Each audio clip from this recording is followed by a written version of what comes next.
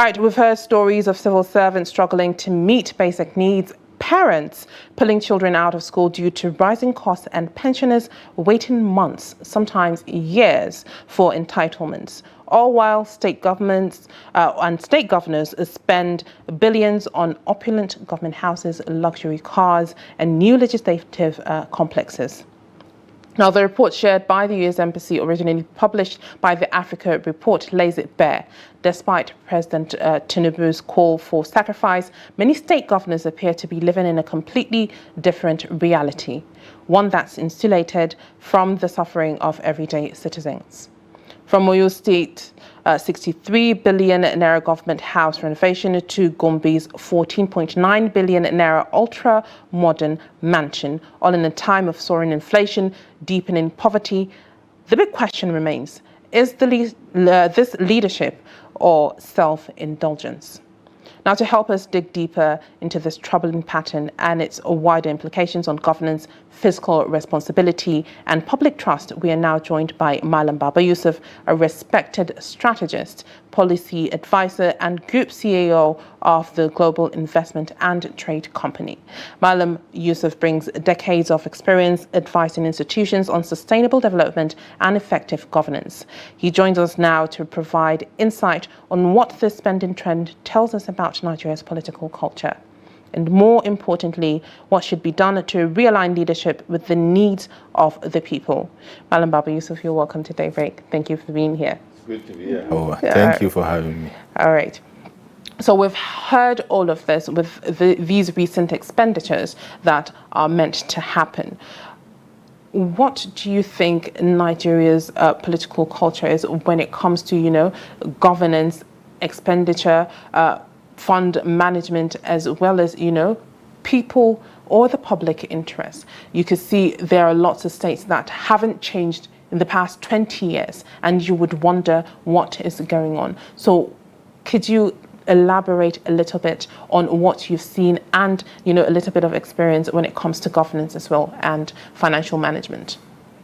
I think it all boils down to the leadership recruitment process, Hawa.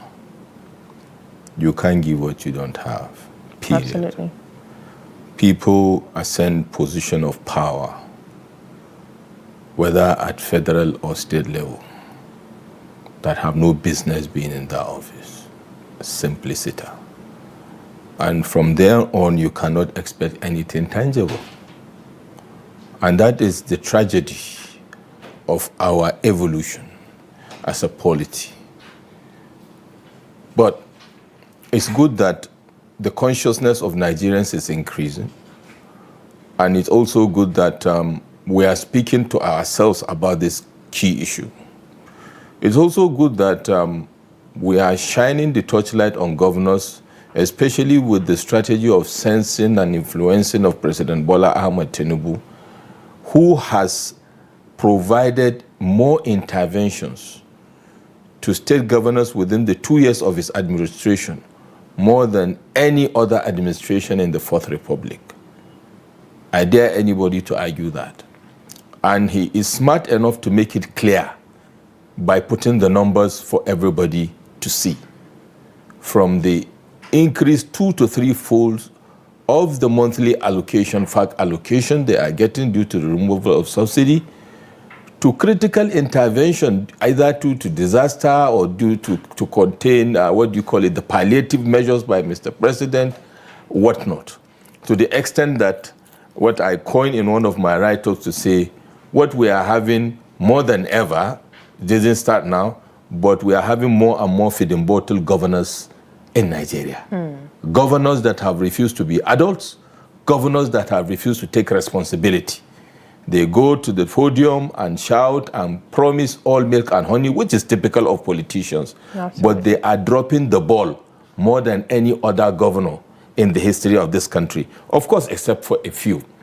From governors that have inherited what I call complications, of toxic, ethno-tribal and religious sentiments, and piling debt in Kaduna, where Excellency Obasani is struggling to grapple with that, while he's trying to also steer the state on the right course, to one of the most pragmatic governors in this administration, Professor Umar Zulum, who is providing governance in one of the most almost impossible situation, to a Babajide Sanwo-Olu who is dealing with urbanization and the demand for scale of a state that is almost like a country, in other, parts of Africa.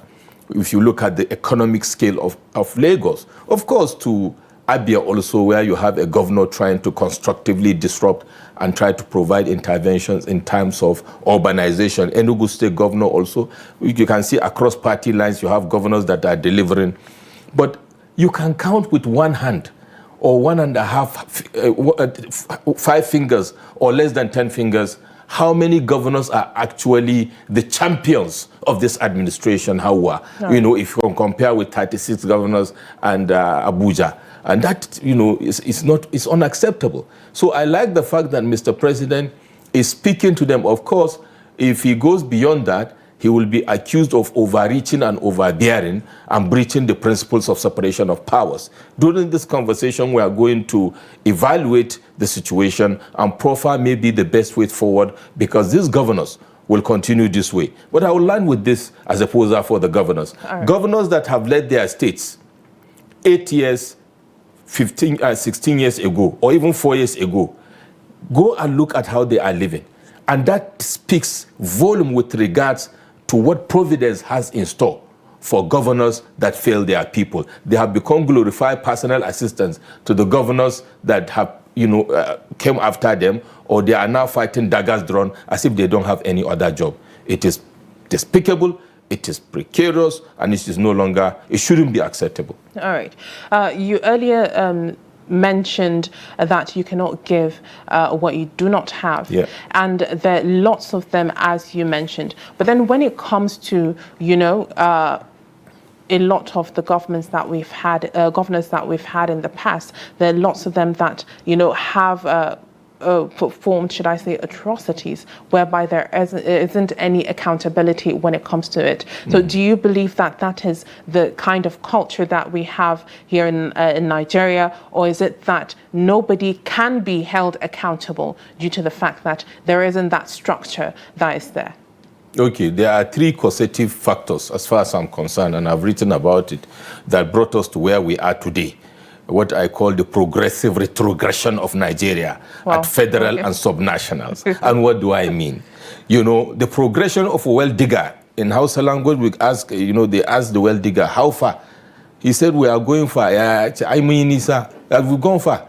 But how far to a well digger is going deeper into the ground? Absolutely. Except he hits water, it's disaster. He may die there. And that is the progressive retrogression of Nigeria. The 3 causative factors are: 1, I talked about the leadership recruitment process. But before the leadership recruitment process is the erosion of our value system. Wow. That is the fundamental factor, that all of us are part of the problem. I talked about the hypocrisy of the expectations of Nigeria in one of my writings in book, and I said, we expect angels to come and lead people that are highly corrupt right from the household. Hawa. A young person that goes out there either as a public servant or as a petty trader, whether a lady or a boy, comes with a big car with a lot of money, nobody asks where it is coming from. A society where politicians bring money to mosques and churches, albeit we know that they are stolen funds, and we collect and praise them to the high heavens. Either we give them the first sahu in the mosque, which is the front row, or the front seat in the church. It's a society that is hypocritic. It's a society that is asking for what they cannot get, because indeed our leaders are a reflection of who we are. Okay? Absolutely. So it starts from there.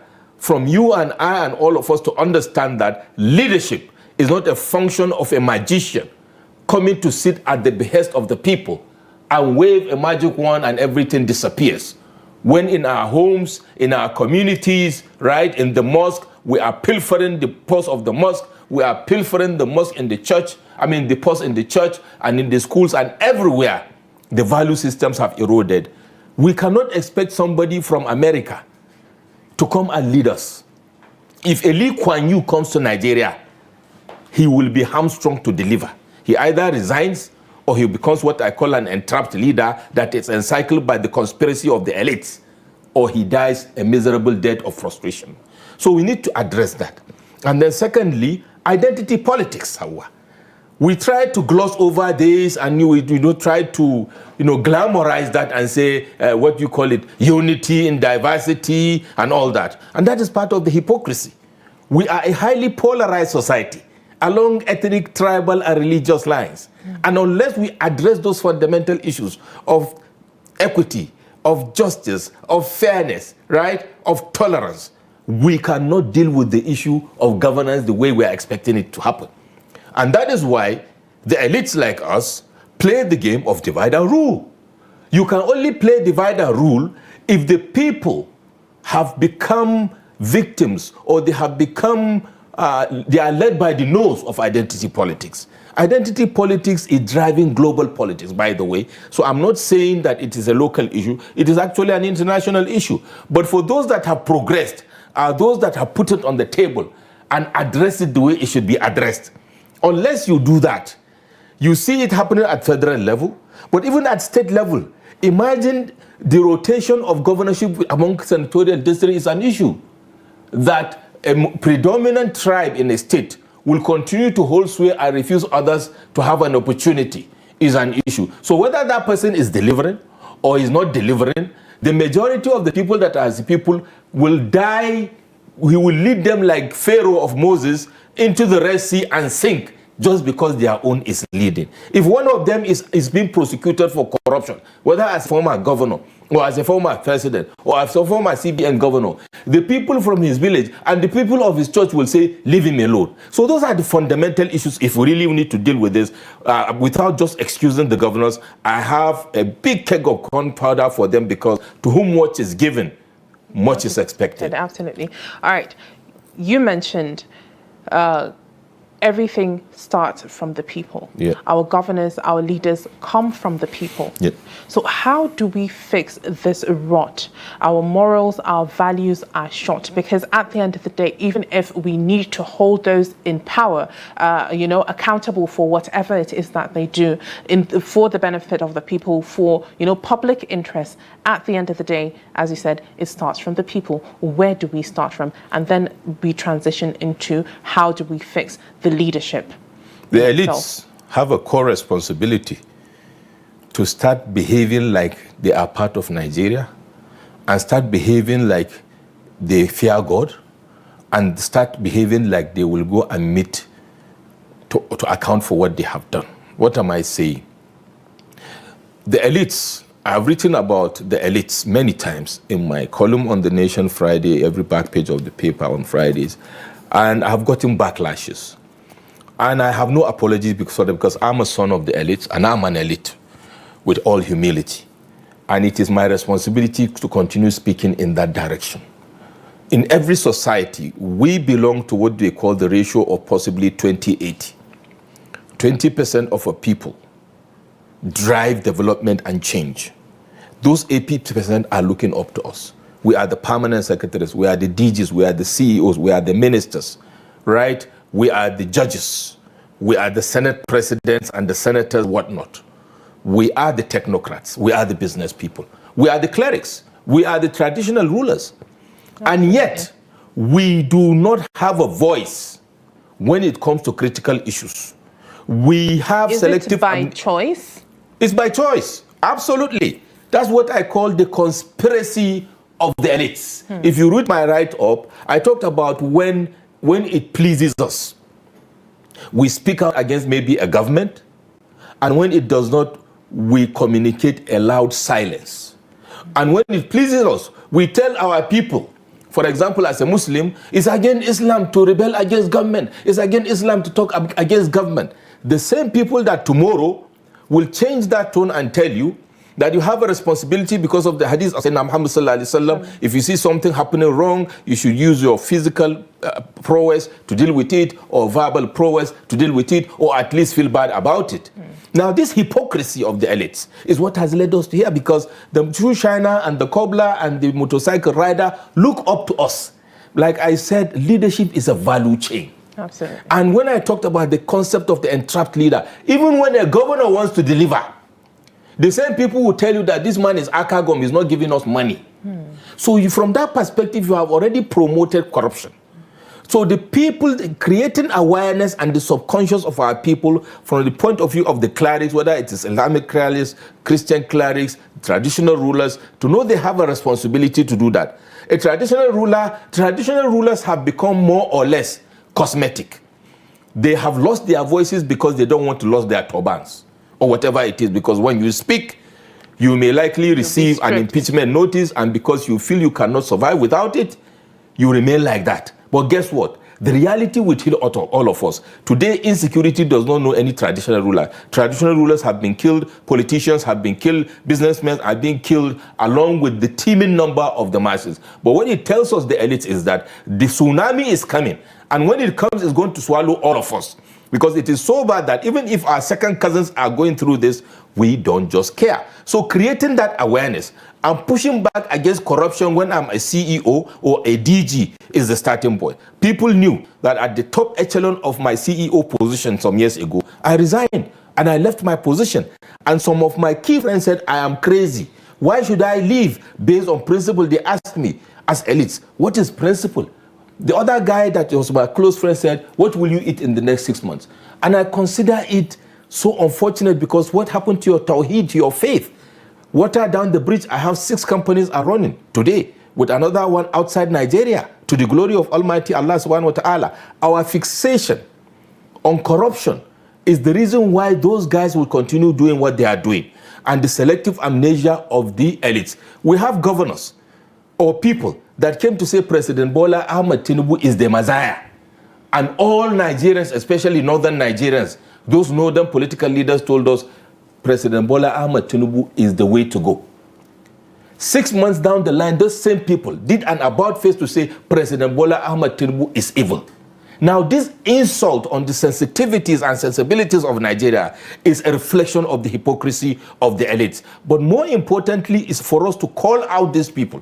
It is so bad that the elites don't even go to do voting. We don't have voters' cards, we don't elect. But guess what? 60% of appointments at federal level and state level are the elites who never voted. So from the beginning, ab initio, the person is not a stakeholder from the point of view of delivering good governance. He's just a stakeholder to hold the stake and get his own share.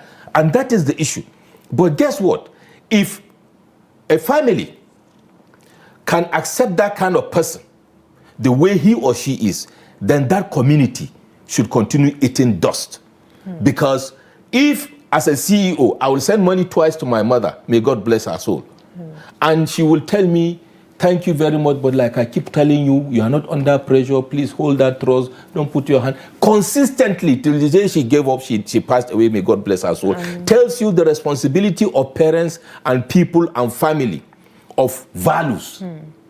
And if those values are not communicated in our mosques, in our churches, and in action we reject it, and it becomes an abomination like it was many, many years ago, to the extent that collecting loan in Igbo land, in Yoruba land, in Hausa land, you are not able to pay your debt, proper debt, you escape the society out of what? Stigma. Not to talk of theft, not to talk of this kind of abomination, that governors will go condemn a state heavily indebted, and you have the voice to even challenge another government, speaks volume about how bad things are. It starts with change of value system, and it starts from me and you. God has given us the consciousness and the ability to think. Secondly, the elites are part of the leadership value chain. They should start doing their job. They should wake up to responsibility and not conspiring when it suits them. We had a Northern Forum arrangement that happened a couple of weeks ago. Some of them are saying it is good. Some of them are saying it's bad. You ask yourself the question, why are they divided in their voices if they really mean well for the people? After all, day before yesterday, they were all on the same side. So what is important is for us to move beyond hypocrisy as citizens and as elites. Unless we do that and speak to the issues, we will be talking about this, and our children and our grandchildren, only God knows if our grandchildren will have a Nigeria to answer to. All right. There's been a lot of uproar when it comes to governance in Nigeria. So far, we say it's been a bit beyond the 2-year mark. And instead of focusing on governance, everyone's focus is on the 2027 election. All right, and with that, and with the reckless expenditure from governors and, the people in dire need of, help and a reform of the whole system, our healthcare is shut, education is shut, every infrastructure is shot as well. When it comes to agriculture, it's supposed to be boosted as well. How do you think leadership can be realigned and the focus to move back to what is important and necessary for the needs of the people in Nigeria? If it is too late, and it's not too late, it's first of all for respective governors to have their priorities. Their priorities will not be the same. The priority of His Excellency Babajide Sanwo-Olu will never be the same with the priorities of the governor of Kano State, for example. So the priorities must be set properly. And I don't know how many of the governors actually, truly, in real sense, in their private moment, in reality, have a strategy blueprint as at the time they come into office. They have a vision for the state, but the vision, have they translated it into a blueprint and a roadmap? And having done that 2 years down the line, are they able to fully, properly, sincerely, in their own personal moments, evaluate their performance with their team to say, this much we have done, this much we need to do, here we drop the ball. And to be able to say, how do we refine that, and to be able to upscale and deliver for the next 2 years to justify why you should have a second term, or those that are having second term to talk about legacy. Now, that is the critical issue for the governors. So my advice for them is to review. But of course, that is a function of the demand of the people. If the people that hire you are okay with you doing what you are doing and all they can do is sound out, well, it's fine. Nobody can push you. Human beings need somebody to push them to deliver. And there should be consequence management to that effect. And consequence management is, you have seen that Governor A did not deliver, and he couldn't even survive the 4 years because of uproar. And after the 4 years, he was kicked out by the people. If that does not happen, people are sitting pretty. The governors of Nigeria, I call them the superpowers of Nigeria. You see a situation of a tail wagging the dog, in a manner of speaking. Governors controlling presidents, directly or indirectly. Not in the administration of President Bola Ahmed Tinubu. He's trying to push back. But we've seen it in previous administrations. They have become like emperors, controlling their zones for whatever they will get. Sometimes, even when the president wants to do the right thing, they conspire and ensure it doesn't deliver, except for a few of them that are in minority that will continue trying to see what they can achieve in the interest of their people at the subnational and at the federal level. So it's a function of the priority of the governor. And the moment the person is given the mandate, there's little or nothing you can do except to continue pushing, talking, demanding for accountability. Because at the federal level, he has immunity, the president has immunity. You cannot hold them to account beyond what you are doing. But the critical thing is the referendum of election. And when that time comes, for Nigerians to remember, where I come from, Kano State, people are eating tafasa. People are going beyond, you can't even find anything in the dustbin. People are falling and dying out of depression and frustration. Well, the Kano State governor said that they've done almost 90% of their manifesto. Well, I am saying this using Kano as an example, but it is a preponderance of it mostly in northern Nigeria. It could be a function of the failure of the state government. It could be a function of the failure of the federal government, or a function of the two. But the issue is this. The people that are suffering this are the same people that will be hoodwinked into voting people that have not delivered. I have an excuse for those majority of the masses, because at the point of that bottom of the pyramid, survival is the only focus. And that is why the elites still have that responsibility. If not, let them remember the French Revolution. Let them remember the Russian Revolution, where the elites had to be looking for how to dress like the poor people to escape the wrath of the people. I'm not calling out on people to go against the government in revolution, but the Arab Spring is a recent, example. And of course, the Sudan, meltdown after Omar al-Bashir speaks volume on what will happen when people have nowhere to go when you push them too far. All right. Thank you so much, Malam Yusuf, for being here. It was an absolute pleasure hearing your profound insight on everything that is going on at this moment. It's my pleasure anytime.